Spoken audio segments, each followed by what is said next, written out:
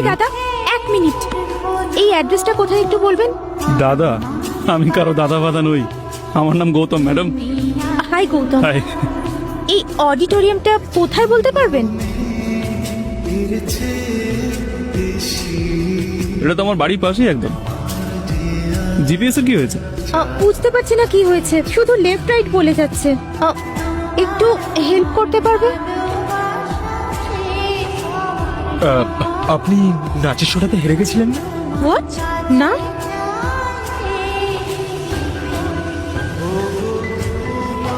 আমি কি ভেতরে বসতে পারি? কেন? এই জিপিএস তো নিয়ে যেতে পারছে না, তাই ভাবলাম আমি পৌঁছে দিই, যদি আপনার অসুবিধা না থাকে। ওকে। নাইস কার। থ্যাঙ্কস। ড্রেসটাও বেশ সুন্দর দেখছি। Thank you. আমি অনেক মেয়ের সাথে কথা বলেছি, কিন্তু প্রথম কাউকে এত ভালো লাগছে আমার। ভালো লাগছে মানে? মানে ওই যে ওই অডিটোরিয়ামটা দেখো একদম সামনে। গৌতম, গাড়িটা পার্ক করে দিও। আমি পার্ক করব? তাড়াতাড়ি পার্ক করো, আমার পারফরমেন্স আছে। আচ্ছা শোনো, তাড়াতাড়ি এসো। হ্যাঁ, এরপরই আমার পারফরমেন্স।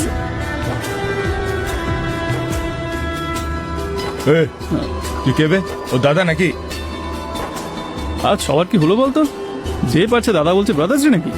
আমি ওকেও বলেছি আমি দাদা নই, গৌতম আমার নাম। এই ওর বন্ধু নাকি? কি আর বলবো, কিছুক্ষণ আগে আলাপ হলো, বন্ধু তো হয়ে যাবে। তার মানে বয়ফ্রেন্ড?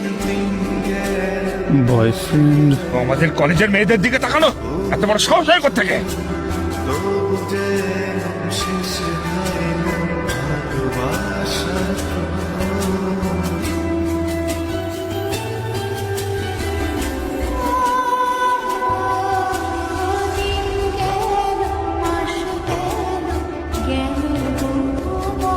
প্রোগ্রাম শুরু হয়ে গেছে মনে হচ্ছে।